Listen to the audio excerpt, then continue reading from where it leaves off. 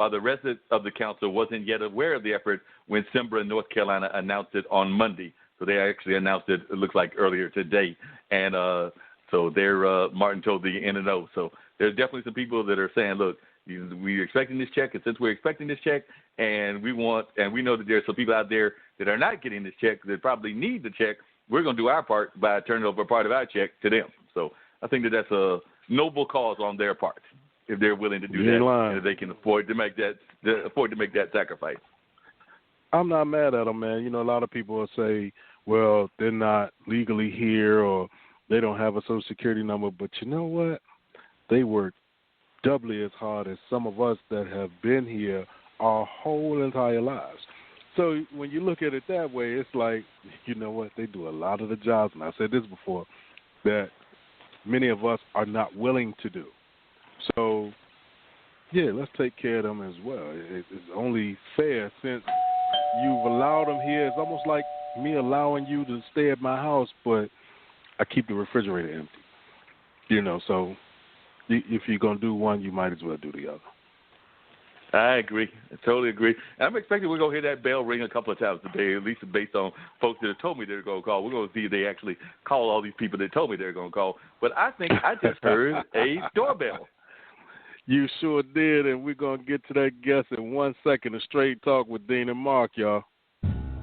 The old Renaissance is the new Renaissance, standing on tradition while embracing the spirit of distinction. This is the Harlem Brewing Company. Uniquely crafted beer brewed to deliver a taste, a sound, and a feeling that can only be described in one way, Harlem style. So come and take a trip on the A train with our Harlem Sugar Hill Golden Ale and our Harlem Renaissance Whipped, the neighborhood original. All right, we're back, and caller, you are now on the line. Welcome to Straight Talk with Dean and Mark. Tell us who you are and where you're calling from. Hi, it's Mona Sheikh. Hey, how are you doing? I'm so glad that Mona gave us a call. Mona is a comedian out of currently I think she's living out of the Los Angeles area. She's actually put together this lovely comedy series that I've had the pleasure of watching twice now, which is focusing on comedians of Indian descent. So, and when I say Indian, you know, people get it confused sometimes. They want to make Native Americans the same as Indians from India, and they're two separate groups, even though there is some theories that they may have some of the same lineage in terms of heritage and culture and things of that nature, since nobody has really ever totally figured out where the natives came from that are the Native Americans and were the first citizens here in the United States. So who knows? They might have come from India, or they might have come from parts of Asia. We haven't quite figured that out. But in listening to Mona is definitely a very talented comedian, a great voice for that community and everything. And she actually has this one joke that I want her to share with everybody, which is basically like she thinks we're actually behind the eight ball, because she's like looking at people, you know, running around trying to grab their mask and things of that nature. And I'll let her tell the joke. But basically, the gist of it is that they've been doing this for a while. Oh, yeah. I mean, first of all, you were talking about Native Americans and Indians, so we are dot, not feather, because that's the distinction that I have between the Native American Indians and the Indians from actually the subcontinent of India, or as I like to call it, Christopher Columbus screwing it up. Yeah, my joke is basically, you know, now everybody is going around, like, washing their hands multiple times a day and covering their faces and, you know, and I'm just saying, like, I'm Muslim and, you know, Muslims have been doing this for centuries. Like, that's, like, a huge part of our tenet. And now, you know, everybody's going around washing their hands multiple times and covering their faces. So people are basically partially Muslim and they just don't even know. People are, like, just kind of descended into the Muslim culture and not even know it. And now it's encouraged. Before, when we were doing it, we were getting all kinds of, you know, stuff thrown at us and all kinds of racial stuff. And now everybody's into it. So, you know, what I love about coronavirus, if there is anything to love about it, is two good things have kind of come out of it. No more school gun shootings, or no more shootings in general. So, you know, put shooters completely out of business. And second, you know, no longer people are worried about racial stuff as far as Muslims go. Now everybody's, encouraging you to covering your face. So I would say cough is the new slur, basically. So cough is the new slur. If you just do it I know I was walking down and I just had to clear my throat and it sounded like a cough. And all of a sudden people just kind of turned around oh, no, maybe he's got it. That's what they I'm give you that about. kind of funny look and everything. And I'm sitting there going no, I'm fine. I took my vitamin Exactly. C. People are taking the focus off of your race or of your religion, and they're putting it on the fact that do you have a cough or not. That's all people care about at this point. So it's great. Yeah, that's all they care about. Tell us a little bit about how you came up with this whole series that you're doing with your friends that are and you are actually, I want to make sure I get it right. And some people get that confused too, because if I understand, you are actually Pakistani, and I know that at one point Indians and Pakistanis weren't the best of friends, but I guess now it's all kind of in the same family and everything. But just tell us a little bit about how you came up with this series and let our listeners know about this series so that hopefully they can do like I did the last 2 weeks and join and catch some of your great comedians. Because like I said, I've been amazed with some of the folks that you've had on, and I don't really know that scene. I know the comedy scene to some degree, but I don't know that scene. But the jokes that y'all have been sharing and just the wide range of people. I mean, you've had everybody from, there was a gentleman on who, I forget his name, but he was very funny, and then you've had a couple of ladies that covered the age from, probably in their 50s and 60s on down to some that are in their 20s. So you've definitely covered age range and definitely the different parts of that culture and everything. So just tell us a little bit about the series and how it came about. Yeah, I mean, the thing about, just to comment a little bit on the Indian and Pakistani thing, that fight's been going around for a while since the British came and ruined everything. But I mean, Indian and Pakistanis fighting, it's like Advil and ibuprofen having a fight. It's like you guys are the exact same people. You just go by different names. So it's just, it doesn't make any sense to me. But I came up with the show concept over 5 years ago. I started my show off at a Comedy Store. I made history by being the first South Asian, Middle Eastern person ever to produce a successful comedy show at the Comedy Store. I started it off there and then kind of took it out of there and has become a national touring comedy show. So we do different brands. So you watch Desi Girls Night. Desi is a slang way of saying South Asian. So it's Desi Girls Night. This Friday we have Persian Comedy Night. So we have Persian girls that are on the lineup. So we just kind of take turns showcasing as many South Asian, Middle Eastern, and just basically diverse voices. It's not even just limited to Middle East or South Asia. Our objective is to go and showcase comedians from South Africa, to showcase comedians from Nigeria. We want to basically anybody who's not straight and a white male, we want on our show. And because we get tired of seeing those, so we need to see a lot more diversity in the comedy market. As I told you before, my good friend Ronnie Warner, he produced that film this Christmas along with others, and he's in that same L.A. area, but he definitely is about diversity, and I have some other friends that are comedians here in North Carolina.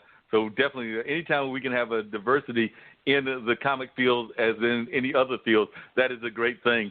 Just out of curiosity, I want to hear some of your comic take on what you're thinking is going on in the world in terms of how we're handling Corona, and also what you think of that orange person. We don't like to call him by his name. Me and Dean just call him the Orange Menace. The Orange Menace.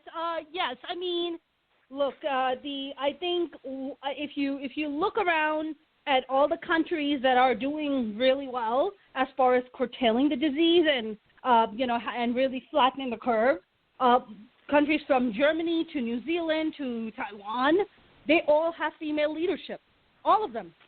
Any of the countries that you see that are doing really well have all female leadership, which goes to show never send a man to do a woman's job.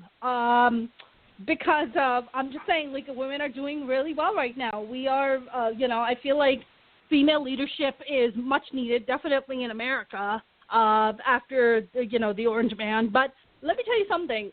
That one immigrant that's in the White House right now, we can all rely on that immigrant. Her name is Melania Trump. That immigrant can come through for us, okay? She, honestly, the first time I heard Melania, and by the way, I'm an immigrant, so I moved from Pakistan when I was 15, So, like, as an immigrant, when I saw her, and I was like, wow, she's a lot more immigrant than I am. Like, holy hell. But honestly, I think that's one immigrant that can come through for us. More than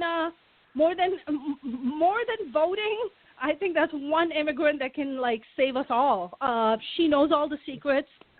We just want her to blink twice every time she comes out in public so we can save her.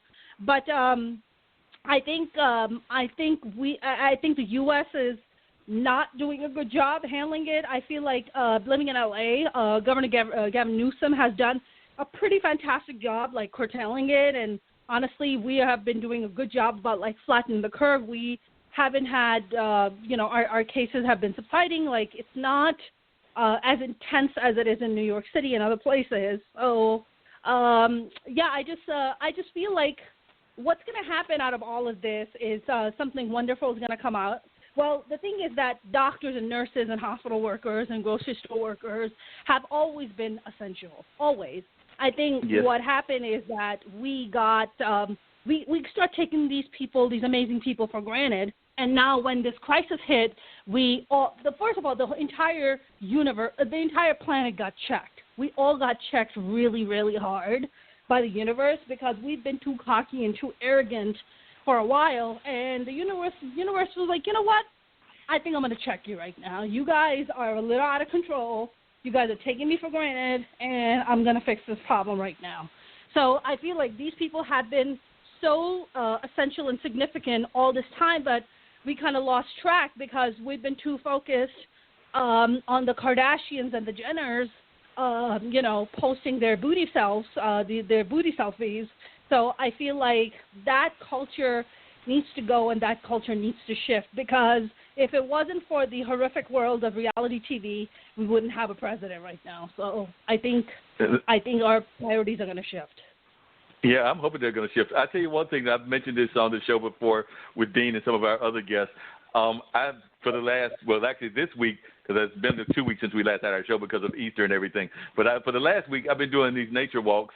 There's like a little pond near Duke's campus, Duke University, and I don't live that far from that pond. So I walked down there, walked around the pond a couple of times, seen the ducks and a couple of robins, and I even saw a turtle and a couple of other critters and everything. And every time that I see these animals, the animals are looking at me like, hey, we're good. Y'all humans are the ones that are having this issue. We're good. Keep your germs away from us. Just, if you got to walk, go walk. Keep your germs away from us. But we're fine. Yep. And it kind of comes back to what you're saying about the universe putting us in check.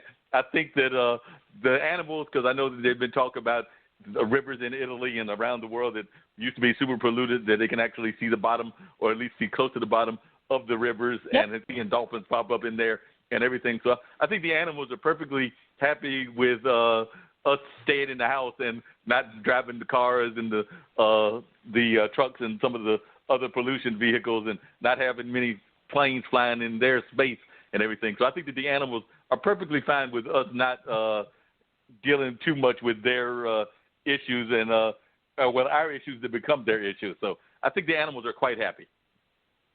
I think the animals are quite happy, and let's be honest, like this disease, this virus has not killed animals. I think the Mother Nature has made it very clear who this virus is intended for.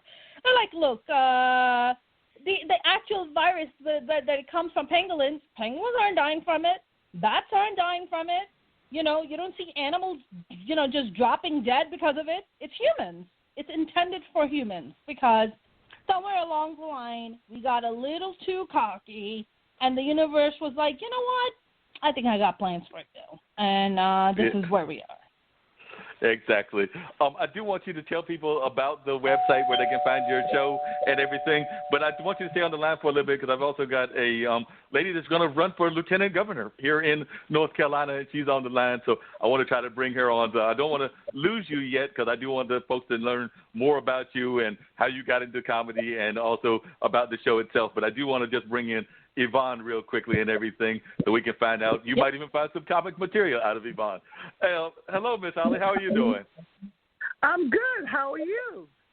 I'm doing good. I was talking to Mona, who is a comedian out of Los Angeles. I had the pleasure of meeting her online through a friend's website, and She's actually, Dean, I should let you know that she's also friends with our friend Lippy. I believe that she stayed with Mona when Lippy went out to California.